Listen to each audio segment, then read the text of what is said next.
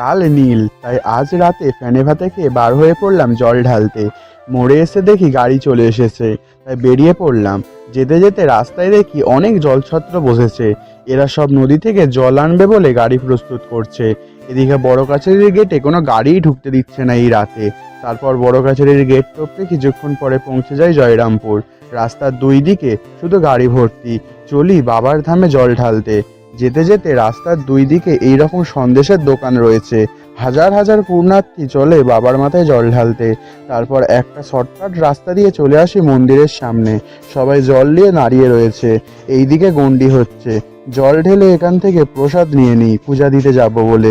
এখানে পূজা দেওয়া কমপ্লিট করে ঝাঁপের দড়ি একটু কেটে নিই। এরপর যাই মেলা দেখতে। মেলা থেকে সবাই একটু কেনাকাটি করে নিলাম। এইদিকে সবাই জল ঢেলে বসে আছে কাল বাড়ি যাবে বলে।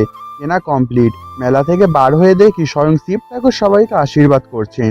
সবাইকে বাঁক নিয়ে এবার মন্দিরের দিকে আসতে জল ঢালতে। রাস্তায় যেতে যেতে আইসক্রিমও কিনে নিলাম, তার সাথে সন্দেশও নিয়ে নিই।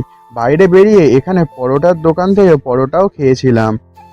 তারপর গাড়িতে উঠে আস্তে আস্তে রাস্তায় দেখি কত সুন্দর সুন্দর মূর্তি করে নিয়ে যাচ্ছে সবাই বাবার থানে। এরা আবার বক্স বাজিয়ে যাচ্ছে।